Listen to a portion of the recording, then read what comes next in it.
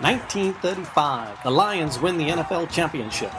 The Detroit Tigers take the World Series. The Red Wings bring home Lord Stanley's Cup. Joe Louis begins his rise to world domination. This transforms the Motor City into Detroit, City of Champions. There's the crack of the bat, and the game is on. It's Detroit, City of Champions, the podcast. I'm Jamie Flanagan. Charles Avison. And it's the deep dive into 1935. Deep dive. And all the amazing things happening in and around Detroit. The City of Champions story. Yes. I was waiting for you to finish up that was it. That thought. It was done. Yeah. No, see, we're diving deep into it. We're in the we're looking at the Tigers minor league system in the early 30s. Yeah. And of course, the relevance of it is that this is the formative age for the affiliated model of that the Tigers that they have today. Right. With the teams that are literally owned by the Tigers, with dedicated coaches and scouts that are roving the prairies looking for that diamond in the rough. And so this is like I say, there's this is the beginning of that. So that's we're talking about the names and sort of legends of the of the time, the people that built the Detroit Tigers, quite literally. Yeah. So we've been talking about how the Tigers their scouting was divided between the Mississippi River was their dividing point. And I'm not sure how other teams did it. And to my knowledge, I'm not aware of any really other shows out there that talk about like the history of any major league team's scouting and development system, like the actual mechanics of how it worked. Right. And so that's especially for the Tigers. There's nothing out there that talks about again the mechanics of like the history of a team's, that's, and I think it's one of just in general, because I spend a ton of time studying baseball for this other project, with this baseball analytics thing I do. Yeah, and it's just really staggering that there's a lot of history on the major league teams. Of course, there's a lot of history on the teams, but there's just not really a big a study of, again, to use the same word, mechanics. How who are the people that built these teams? What was their philosophy behind the mechanics of how these minor league systems were built? In the first, when I say, I think it's actually, it's kind of ingenious. They used the Mississippi River as their dividing line. They Sure. had the east of the department east of the Mississippi and the department west of the Mississippi. And that's a great concept. That basic premise of how you're going to split responsibilities and split territories and that, that's what I mean. Like I think it's interesting because by studying the mechanics and how the development of how things are today is how you appraise and say, did they do things right? Did they do things wrong? Yeah. How do they do it today? Is it improved? Is it, is it worse? Was it better at a better way to do it back in the day?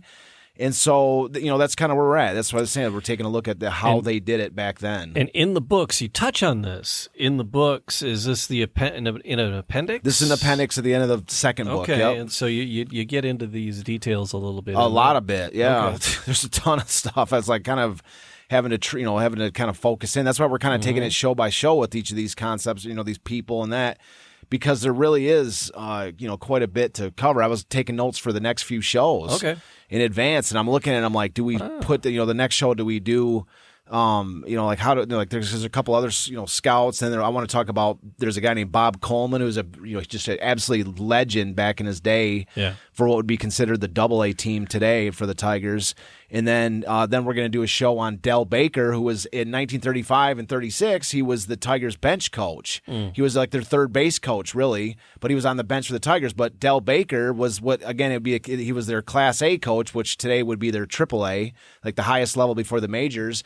But Del Baker was the guy who like the team for 1933 at Beaumont, Texas, which was the Class A, again the highest level minor league team for the Tigers had. That team was like basically what the 1935 Tigers. I mean, the lineup of Beaumont, the Beaumont Explorers, they won the championship in 1933.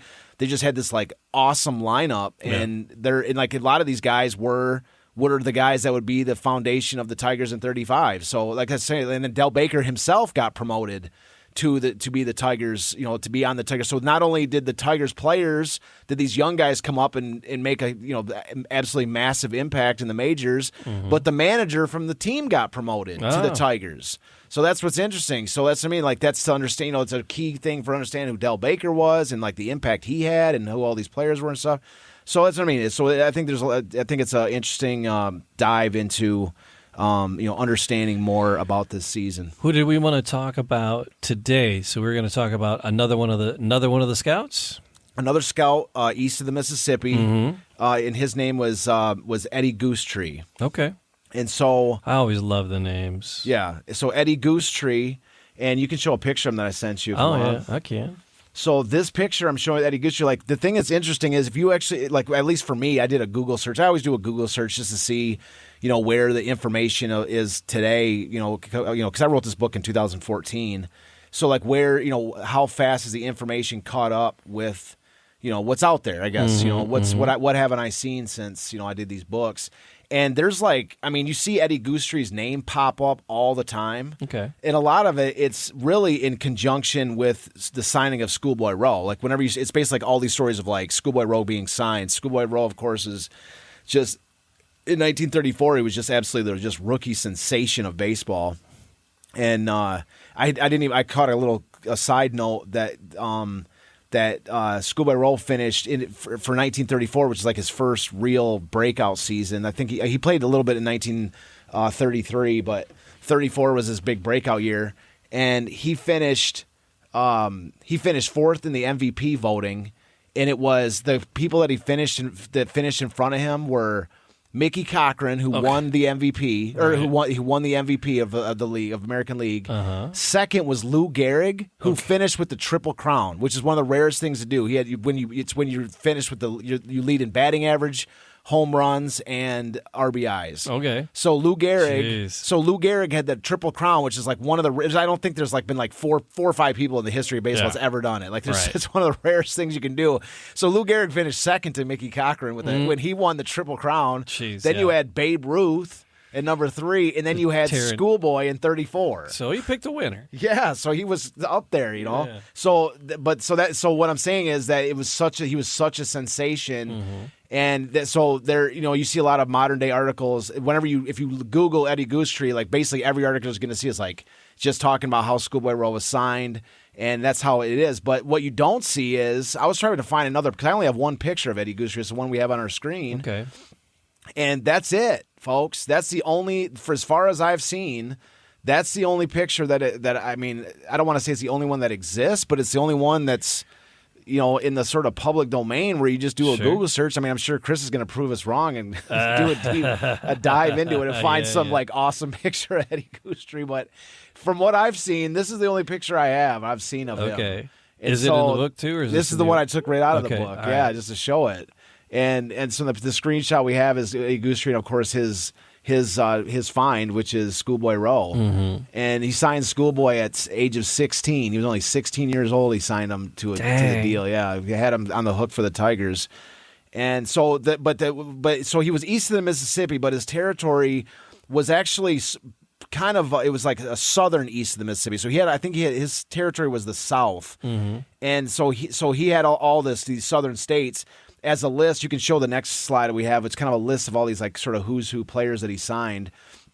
All these, so the players the slide we have on the screen, we have Virgil, a player named Virgil Trucks, who was not part of the 35 Tigers, but he had major success with the Tigers after 35. Okay. Rudy York, which we have a great picture of Rudy putting on his Tiger jersey after he was signed. A guy that we've talked about briefly, Dixie Howell, who was just a huge. He was the quarterback for the Alabama when they won the 1935 Rose Bowl. Okay. So the Tigers signed him in 36, and he was the literally number one guy in all of sports to sign. He was the biggest star in football, baseball, no matter what you want to put it. And the receiver that he played with, I think it was Don Hudson was the receiver he played with Alabama that won this Rose Bowl. Don Hudson became like the first great like epic wide receiver in NFL history.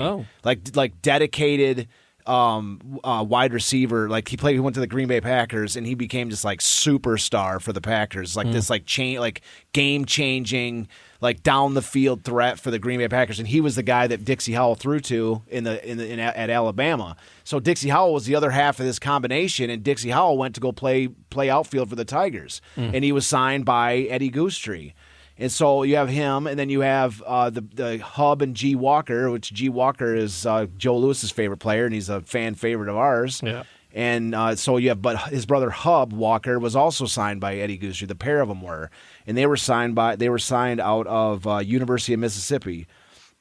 And so, Rudy York was out of Georgia, Virgil Trucks was out of Alabama, Dixie Howell was out of Alabama, and so you had, in Schoolboy Rowe was out of Arkansas. Yeah. So you have, so you can see just like based on the guys that he signed were all this like Southern territory. So that's his territory.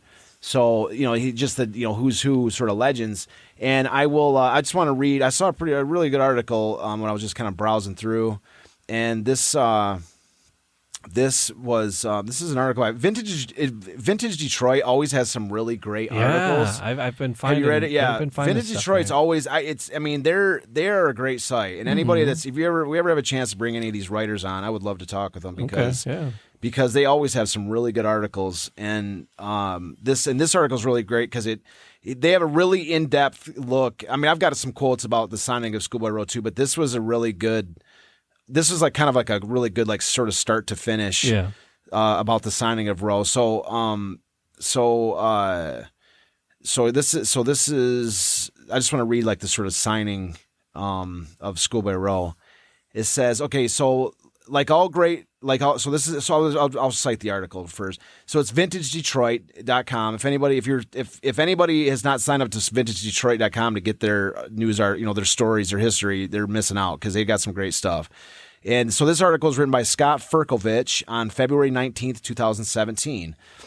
And so the title of the article is Schoolboy Rowe's Arm and Eccentricities Made Him a Hero for the Tigers. And so I'm just going to read a little excerpt from when he signed him. Mm-hmm. And so it just sort of picks up right here. He's kind of talking about how he got his name, his nickname, and all this. But so it dives into it. Says, like all great high school athletes in those days, he, meaning Schoolboy Rowe, was a multi-sport star. He was only an average student, although he did receive a prize for penmanship. When not at school or on the athletic field, Rowe usually be found caddying at Oakhurst Golf Club or hawking newspapers on a downtown street corner. It says Rowe loved the competition of sports, whether it was football, basketball, track, or field. He excelled in all of them. He was a talented golfer and boxer. He just keeps going on and on about the rave reviews. Okay, so it says the sport that Rowe loved most, however, was baseball. And the irony is that El Dorado High did not feel a team. He began building his star reputation in the city's sandlots. However, the Detroit Tigers eventually got wind of his exploits. They dispatched scout Eddie Goosetree to El Dorado to see what all the fuss was. Goosetree located the Rowe homestead and knocked on the front door. When an undersized, middle-aged man opened it and acknowledged that he was Linwood Rowe's father, Goosetree's heart sank. Thomas Rowe resembled nothing so much as a bank teller. Mm. He did not look like the type of man capable of siring a progeny worthy of the legends making the rounds. In truth, Goosetree misread the Rowe patriarch, who had been a circus trapeze performer in his younger, more vigorous days. Schoolboy, for his part, always insisted that his pop had been an architect. Mr. Rowe told Goosetree that Linwood most likely could be found down at the firehouse. Not expecting much, but figuring he had already made the long trip and might as well see it through, the scout headed for the firehouse. Goosetree took one look at Rowe, who was big for his age, and decided he might make good, especially since the kid should continue to grow. It says Rowe eventually topped out at 6'4". It says, using the persuasive powers of a $250 bonus, Goosetree got the supposedly 16-year-old Linwood to sign a Detroit Tigers contract. Eddie wrote out the contract in the back end of a hook and ladder truck in the El Dorado firehouse, Rowe explained years later. Of course, he was not yet of legal age to put pen to anything, so the elder Rowe had to co-sign the document. Schoolboy's professional baseball odyssey was about to begin.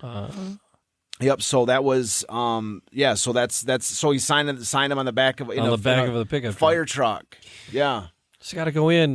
We like to sign it on the glove box. My brother, we have to sign the traveler check. Blues Brothers. Sign it here. Yeah, $250. $250. Yeah, jeez. Yeah, but that was big money back then. Well, here's the thing. The way I've been doing. This is just a side note, okay? Mm-hmm. I know that if you look up the amount of somebody from the past and you say how much was the dollars in this back then compared to today, the inflation. But here's the thing, okay? Look it up for me, Jamie. You're good at looking those up. Yeah. So look at the inflation cost of $250. I want to blow your mind with something. I want to blow your mind with something. Yeah. So it was. So look up $250, like how you normally look. What up, year was it? This is 1930. Well, he was 16. Let's say like 19. Well, I just closed it out. Hold on, let me see. It was 19 when Rowe was supposedly 16. So. When was he born? Put me on the spot here, man. It was my impression there would be no math. Yeah, no, I'll do math, but I just have to find the right date. Yeah, the date. So he was 16 years old, 20 something, but yeah, it's gonna be in the 20s. Hold on a second, let me see. Schoolboy Rowe was born in. I don't want to Google search. I just want to use Charles is screaming at the screen right now. Who is? Chris? Chris. Is he saying what year it is? No. So he's born in 1912, so 16 would be 1928. All right. 1928 worth today. So $250 from 1928. So it's like $4,500. $4,500. So I want to match something up, okay? Keep that number in mind. Anybody listening, keep that number in mind, okay? Because I'm going to blow your mind with something. I think that all of those inflation calculators are wrong. Yeah, oh yeah. And the reason I think they're wrong is this. I can calculate a better amount just off the top of my head, and I'll explain why. Right. Because back in what was it, 1928? Right? Was that what you said? Yep. So anyways, back then the money was made of silver. Yes. The dollars were made of silver. So if Schoolboy Rowe was paid in silver, okay, yes. Silver certificates, silver coins. Let's say he took his thing in silver because that's what the money was.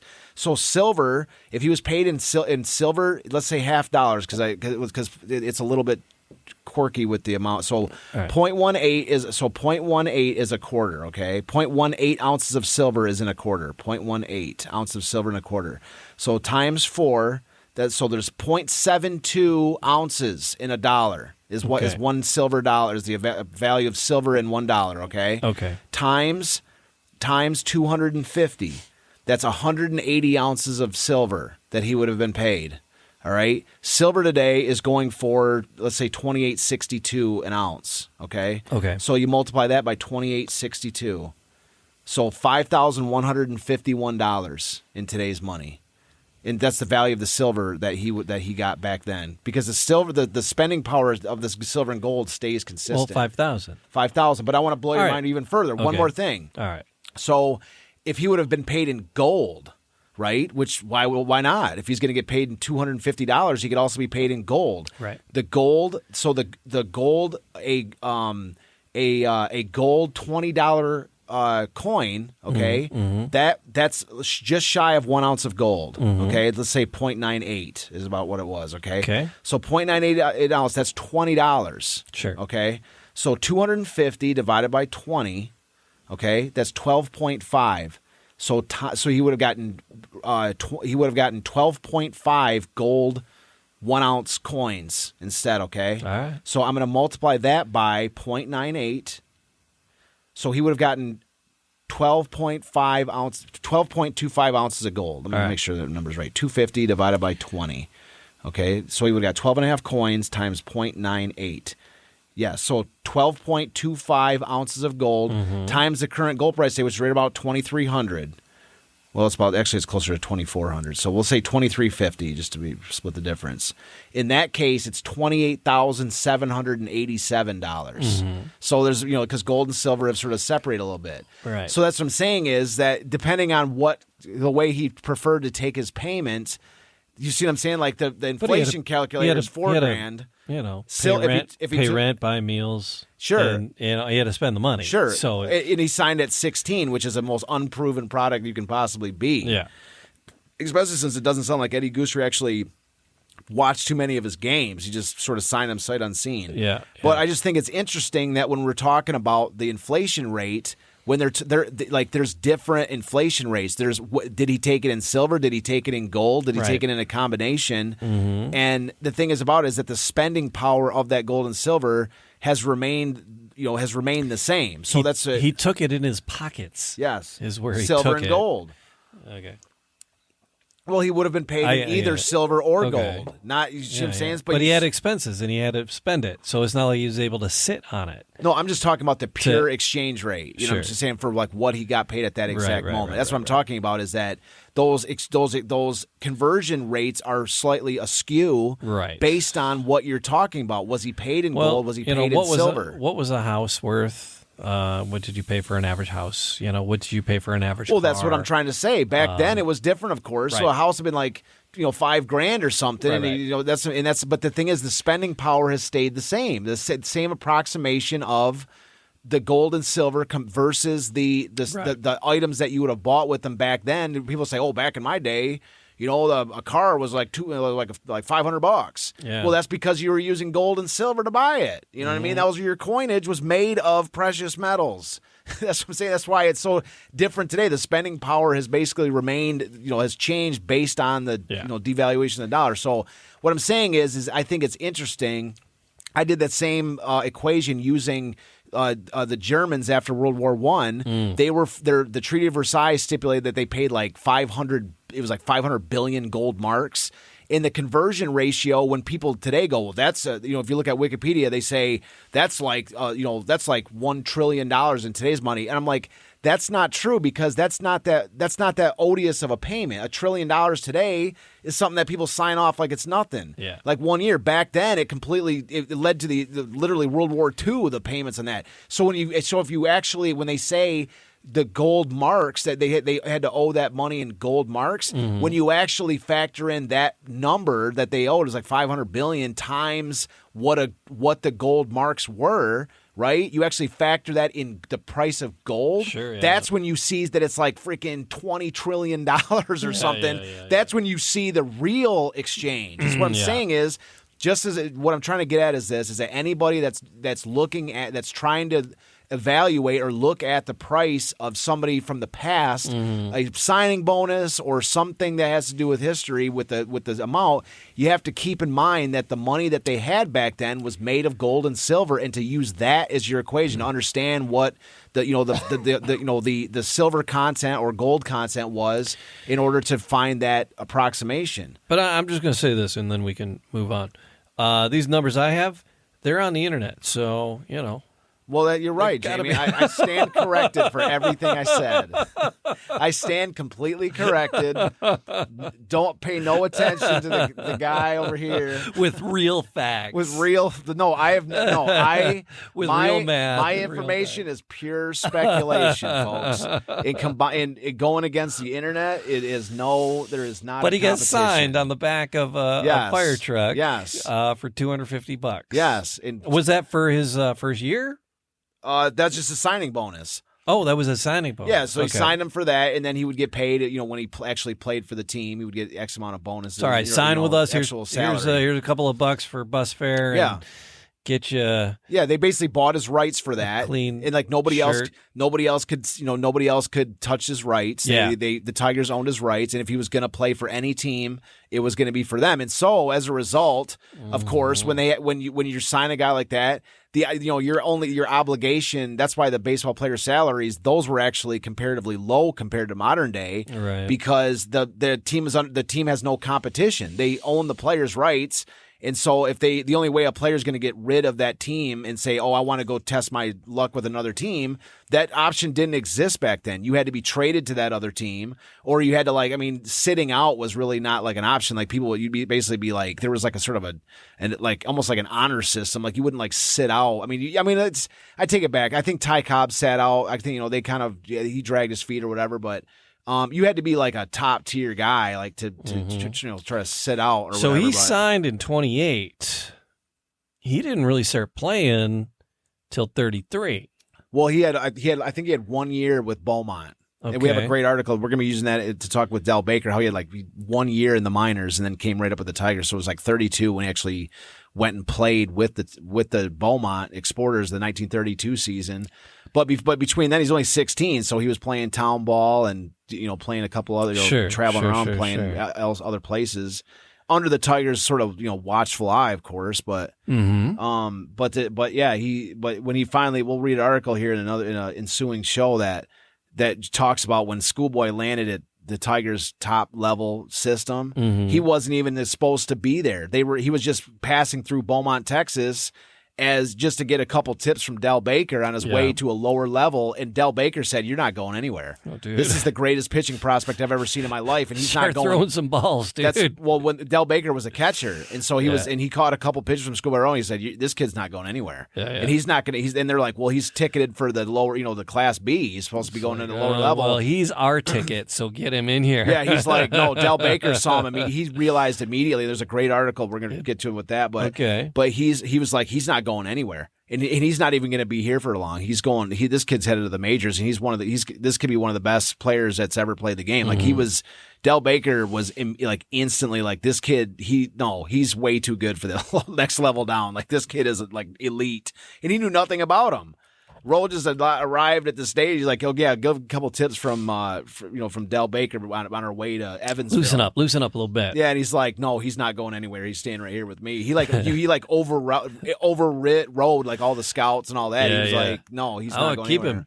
This is very, very nice. I'm gonna keep this one. So this is the guy, Eddie Goosetree, that signed Schoolboy Rowe and signed several other guys that were would contribute to the Tigers. And we've talked about in the past, just a little final, asterisk on Dixie Howell, because he's just a guy that doesn't ever get any mention. And he got hit in the face by a baseball I think it was spring training 1936. He got hit in the head by a baseball. It messed him up. Oh. And so that's the speculation on why he never really amounted to much, but there's he took a baseball off the head, man. So just like Mickey Cochran did. Mickey Cochran was never right after that either. So I think it was 37 that Mickey Cochran got hit in the head. But it's not some easy thing to get hit in the head by a baseball when you don't have a helmet on. Yeah. I mean, they're throwing. They weren't throwing quite as fast, but I still would want to get hit with one of them balls. No, not at all. Did Eddie play himself? Was he a player? Yeah, he's got a pretty extensive minor league history. Yeah, I think he was a third baseman, but he didn't. The stats are fairly incomplete for minor league. Like, I mean, he played back in 1908. It was early baseball. Yeah, and so he played in the minor leagues, which the stats for minor leagues in the early 1900s are scattered at best. Oh no, these are pictures of York. Yeah. So, there's not pictures of Eddie. No. I'm finding pictures of people he signed. Yeah, that's what I mean. Like, whenever you see him, it's just people he signed. That's what's kind of interesting is all these different stories of all these, Rudy York was a major name for the Tigers. That was a guy that he was a big name. And so, this is, of course, Schoolboy Rowe, big name. Virgil Trucks, big name for in his day. Yeah. And any time that you ever see a story talking about these guys, it's always like, oh, signed by Eddie Goosetree. And it's like, well, who? It's just the name just kind of flies under the radar as they move on to the meat of the story. But this, there's actually it's worth mentioning, it's talking about that there's actually a guy who was able to beat the bushes and find these guys. So I have another story to read, which I think is really cool because this talks about Eddie Goosetree and how the actual scramble for finding these players. And in this case, this story we're going to read is cool because he's battling out with a Yankee scout for signing a guy. Like in previous ones, last time was he signed we talked about who was the guy we talked about with that was like, they talked about, Wish Egan, but he was like Wish Egan and Doyle Alexander, like, how they found some guy and then they signed him in some unique spot, or even in the case of Eddie Goosetree where he signed Schoolboy Rowe on the back of a fire truck. Yeah. But here in this case, we've got a guy where he's competing with a Yankee scout to go after somebody. So there's actually somebody that two scouts are sort of, they're at least in the same vicinity, and it's just an interesting story. So we're going to read this, right? So the story comes from the Detroit Times by Bud Shaver, and the date of the story was November 22nd, 1935. So we will get to this here. So most picturesque of all the baseball trades is that of a scout. The Ivory hunters who beat through the highways and byways in search of baseball talent meet up with some quaint adventures. The business has become highly competitive in late years. Every yokel of promising ability is pursued by half a dozen rival scouts, and word of the stalking travels through the victim's home district like wildfire, which makes the scouts' work difficult and trying. More than one country ball player has been flushed out of the bushes, knocked down, and signed to a contract with such force and haste that he is on his way as a chattel before he is fully conscious. The special requirements of their calling developed a rough brand of ethics and commercial code among the scouts. Some of their methods may seem crude and undignified, but when you are digging up diamonds in the rough, which may turn out to be worth thousands of dollars, you can't waste much time on the propriety. So the subtitle of this is He's a Roof Climber. Eddie Goosetree, one of the Tigers' ablest scouts, has encountered strange adventures. It was Goosetree who signed up Schoolboy Rowe on the back end of a fire truck. His latest exploit was the signing of a young catcher on the roof of a house. When scouts chase ball players up on the roof, they really are after them. The story of how Parsons, 19-year-old Alabama catcher, became the property of Detroit is typical of Goosetree's scouting adventures. Goosetree was tipped off on Parsons by Art Decatur, a former Brooklyn pitcher whom Goosetree hadn't seen in 22 years. Despite the long lapse of years, Goosetree was able to spot Decatur in the grandstand, and the hunt began. "Come on, Decatur," said Goosetree. I can take you to the kid. I can take you to the kid, but you'll have to work fast. The whole town knows you are here, and other scouts are on his trail too. If too many of you guys crowd in there, it is apt to cost you a bigger hunk of dough than you want to pay down for this boy's contract. So off they went to Parsons' home. The future Tiger catcher was up on the roof with his dad, putting down new shingles. Since time was the essence of the contract, Goosetree didn't waste any. He shinnied up the roof, put on his persuasive sales talk, whipped out a fountain pen, and had young Parsons sign to a contract with his father's consent before a good carpenter could lay a single shingle. He's a real good prospect too, boasted Goosetree proudly. About 6'1", he weighs 180 and can hit like all get out. He's as active as a cat and can throw on the run, too. He's been playing for the Samoset Mills in a textile league near his hometown of Talladega, Alabama. Next year, we will put him out with the Alexandria, Virginia team. You'll be seeing him one of these days. So sees rival work. Strangest of all, however, is Goosetree's tale of the signing of a ball player in a ditch. This time, it wasn't Goosetree who did the signing. This time it wasn't Goosetree who did the signing. I was out in the bushes when I ran into Johnny Nee, scout for the Yankees, and a darn good one too, said Eddie. I was driving a car and Johnny asked for a lift. Neither one of us let on where we were headed or whom we were hunting, that being regarded as a sucker play in our racket. So we just chinned of everything except what was in our minds. So we just chinned of everything. That's just talking, yeah. Yeah. So except for what was on our minds. So they're talking about everything except for who they're looking for. So as we drove through one little town near a high school athletic field, Johnny suddenly yelled, "There's that son of a gun now." He didn't even wait for the car to stop, but tore right out of the front seat and started legging it up to where the bunch of high school kids were tramping along toward the athletic field. I saw Johnny make a flying tackle of the biggest kid, and both of them disappeared. I was itching to know who it was and how Johnny was making out, but it wouldn't have been proper for me to have tailed after him, so I just sat there.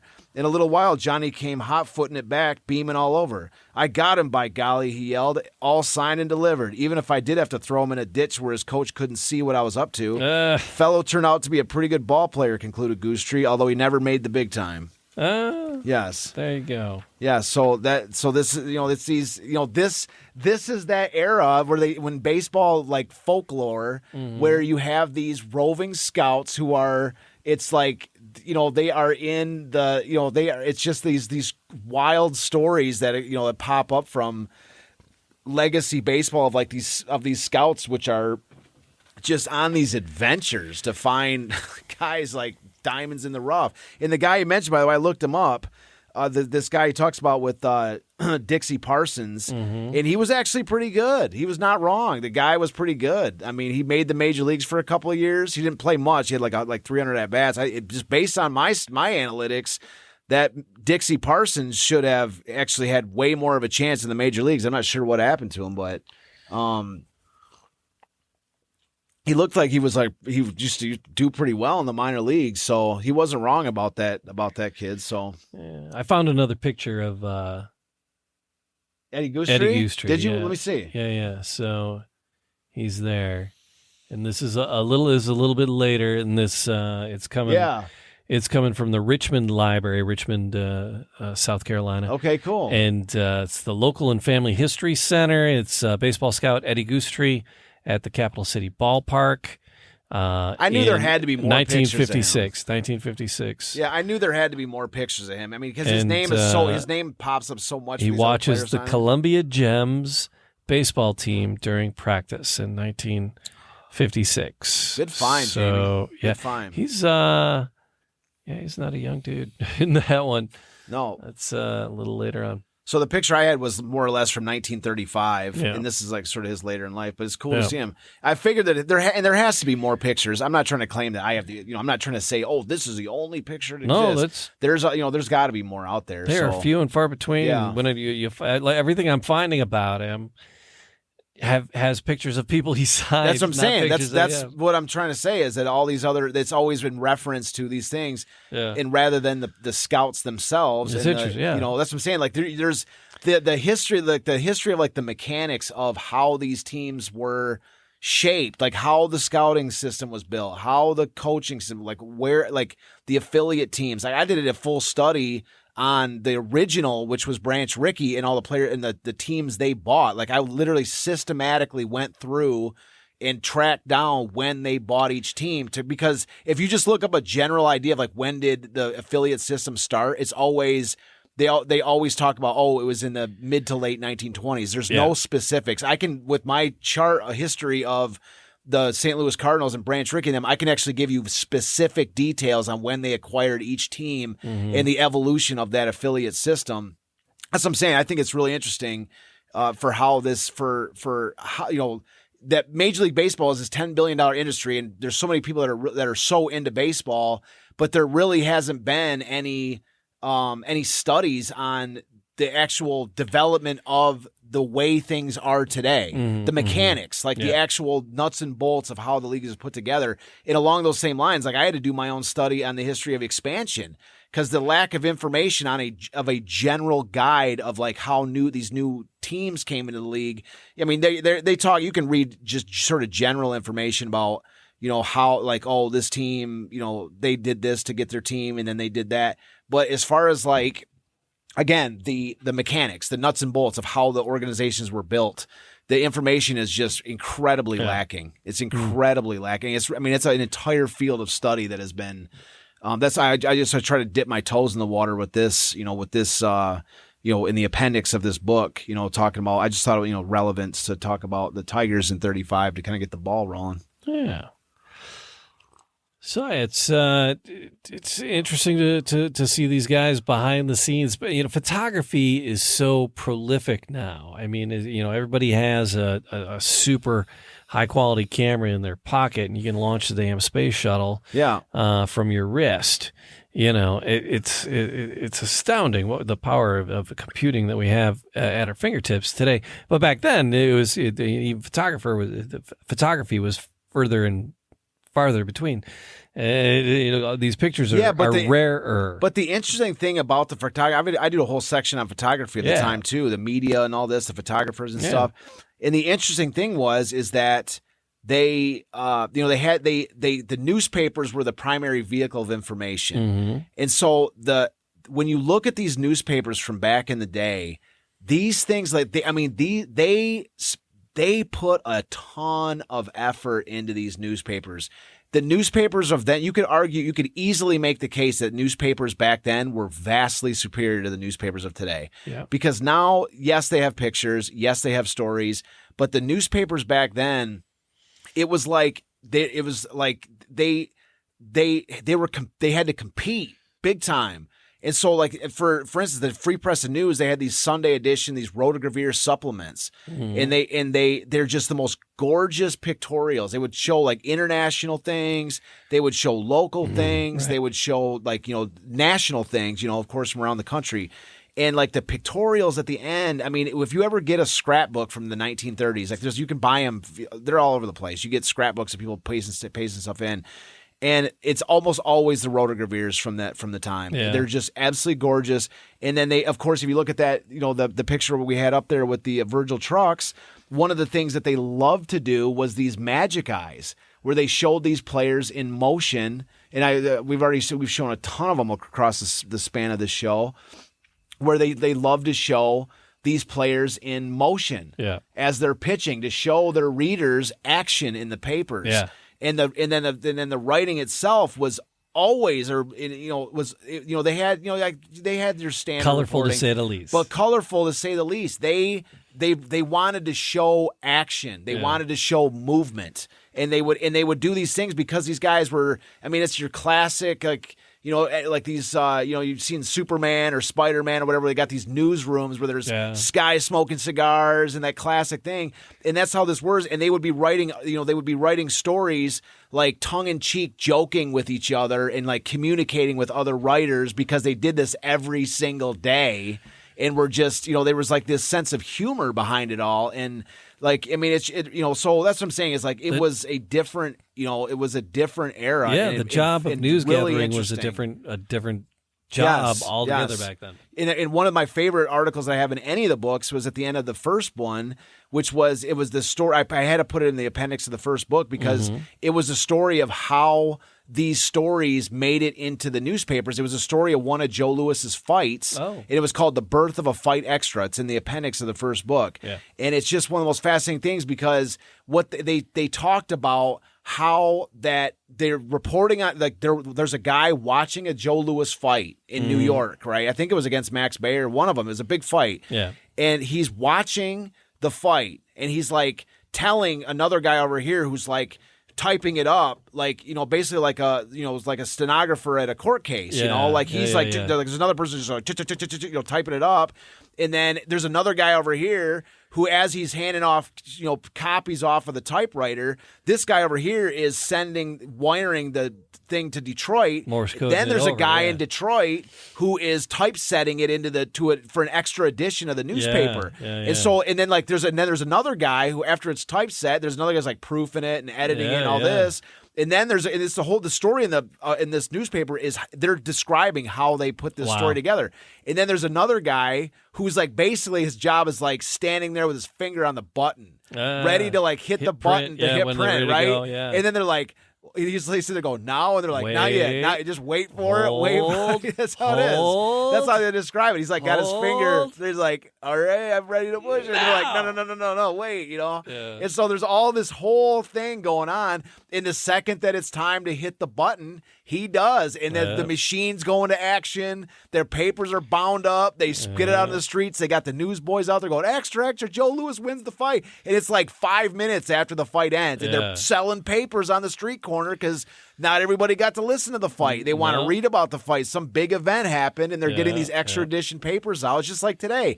Whenever there's some kind of event going on, everybody's scrambling to their phones to read about what's happening or watch videos on it or whatever. Yeah. Same thing back then, but they're selling papers on the street like 5 minutes after the event happens. And it's just, I mean, it's amazing. It really is. It's like they're, it's a fascinating time, and it's really a privilege to be able to bring some of this stuff out. I'm like just glad to bringing it back to life. Yeah. A little bit more stories we will bring to life as we go through them on the podcast. Yeah. I want to thank everybody for taking the time and being with us. Like, subscribe, do all the podcast things in all the podcast places. Yes. Like and subscribe, all that stuff. It really helps, and spread the word, and invite one friend to join our show and watch the episode. One person. That's all you got to do. That's all your job. Just tell one person. Yes. Charles, you got one person passionate about the project, and then we're 112 episodes in. Yeah. I've got one person. Well, you got me. I mean, We got Chris too. Yeah. Oh, you got two. All right. We got there's a couple other people It's too. We're just growing. not mentioning them. Yeah. My sister loves us. My dad. We got there's people that we got some fans. But no, I'm just saying I was your one person, and now we're 112. Oh yeah, no, episodes in. I see what you're saying. Yes, no, you were Jamie. It was my great fortune to have met you when we did. You know, like that was fun. That's been a ride. Yes. So, the Podcast Your Voice studios here on the border of Berkeley and Southfield of Michigan. You want to make some noise? We can make it happen for you. Coaching a few new shows, kicking off. Yeah, Jamie's got all kinds of shows going Session on, 35. Yeah. Make it make sense. There's one that's killing me. Foam and Friends. That's a new show you got?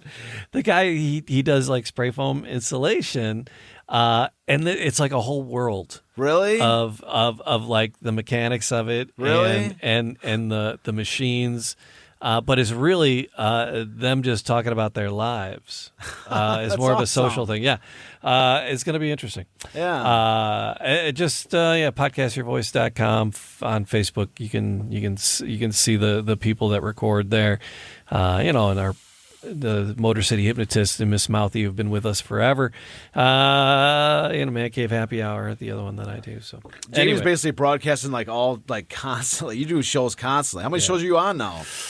No, I just got my 3. I just got the 3. Well, you got the radio show too. Yeah. The Radio Cobra. Yeah, Radio Cobra. Radio Cobra Detroit. That's 4. Yeah. So Jamie's on the airwaves. Yeah. Surfing my way through. But yeah, so there you go. So lots of fun, and we'll have more fun, and lots more of the City of Champions story coming. Coming soon. All right. We'll do it again.